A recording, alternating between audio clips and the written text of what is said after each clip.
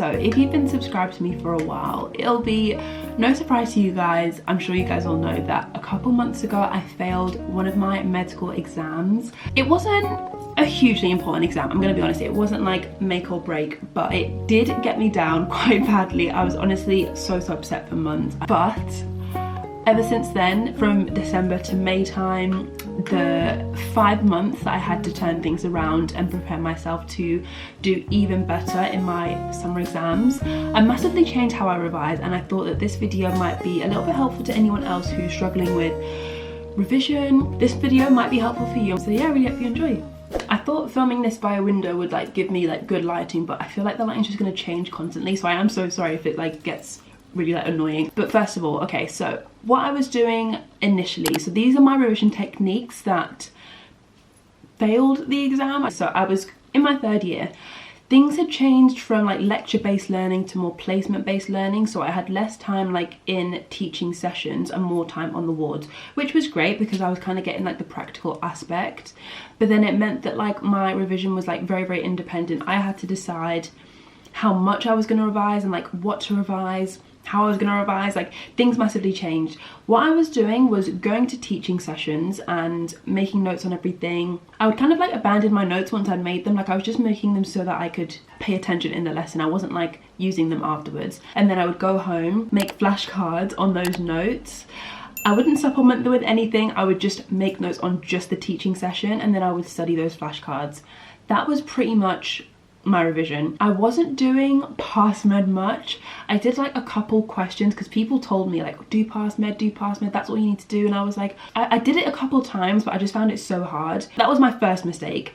And then leading up to the exam, I was just doing flashcards. I would dabble in passmed, quesmed as well, but then I would just find it so hard that I'd have to abandon it. Anyway, I found out that I'd failed my exam, and I was like, oh my god, things have to change, because I was working so hard. Like I was literally like coming home every day after like a 9 to 5 on the wards, revising 5 to 10, and then going to bed, repeating it the next day. I was exhausted. I was working so hard. So when I found out that I'd failed, I was shocked, and I was honestly like devastated. I was like, how on earth can I do more? So that brings me to my first tip. You do not need to go to every single placement. You don't need to go to every second, every minute, every hour of your timetabled sessions. I promise you the doctors won't notice if you don't show up to like the odd session here and there. Also, feel free to leave early. Like, you're not being held hostage. Yes, this is your medical degree.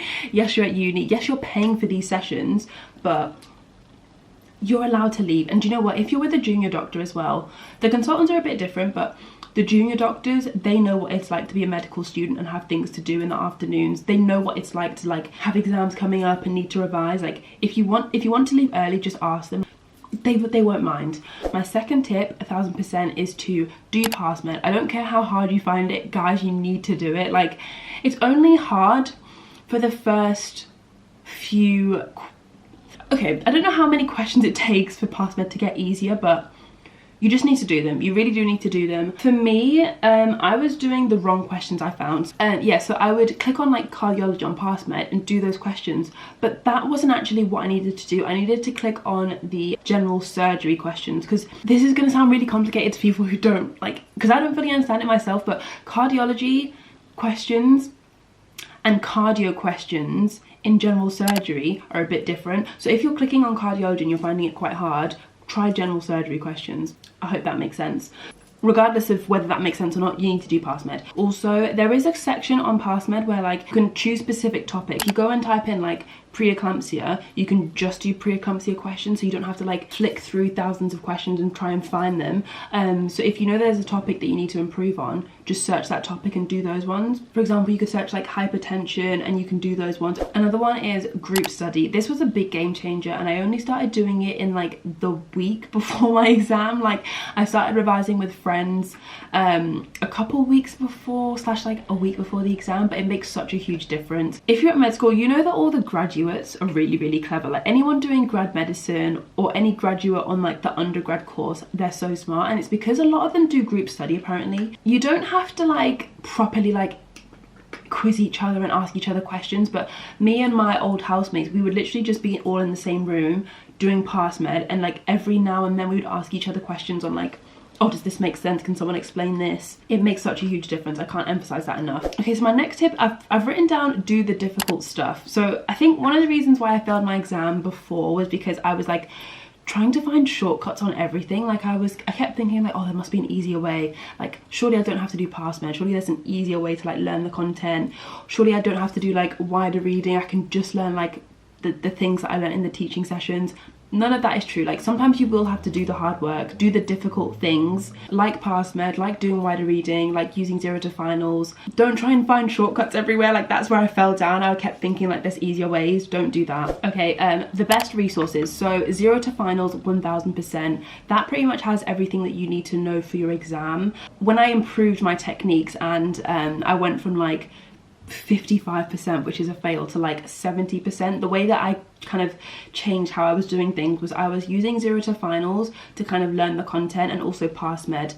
I think if you've got those two, you're gonna be fine and you're gonna smash it for sure. So passmed will give you like exam style questions. It also has like a textbook. The textbook is quite short and brief, so I'd encourage you to use 0 to finals for like any textbook information that you need. And quesmed versus passmed. So I have both this year, and next year I think I'm just gonna go with passmed. The thing is, passmed questions are a little bit easier than quesmed. Quesmed's a bit harder. So I'm thinking of getting quesmed so that I can like challenge myself, because I now know that I need to like do the difficult stuff. I need to like push myself. So yeah, I say if you've only got the money for one, go with passmed. They're similar. I say don't stress if you've got either one. So in terms of like actual study plan, study technique, I recommend doing 30 questions a day on passmed, whatever, on the topic that you're learning about. So if you're in the middle of like your mental health block, do like 30 passmed questions a day, and then try if you can to do like another like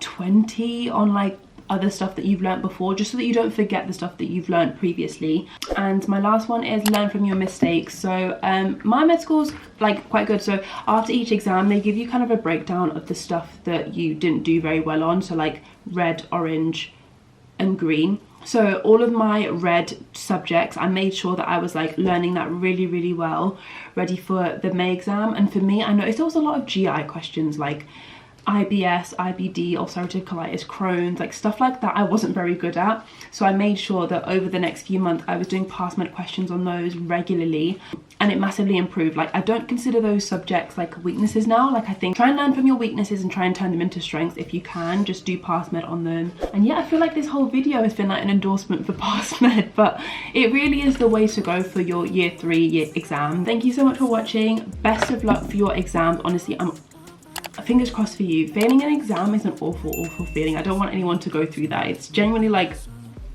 up there with the worst emotions ever. So yeah, good luck with your exam, and yeah, thank you so much for watching. Bye.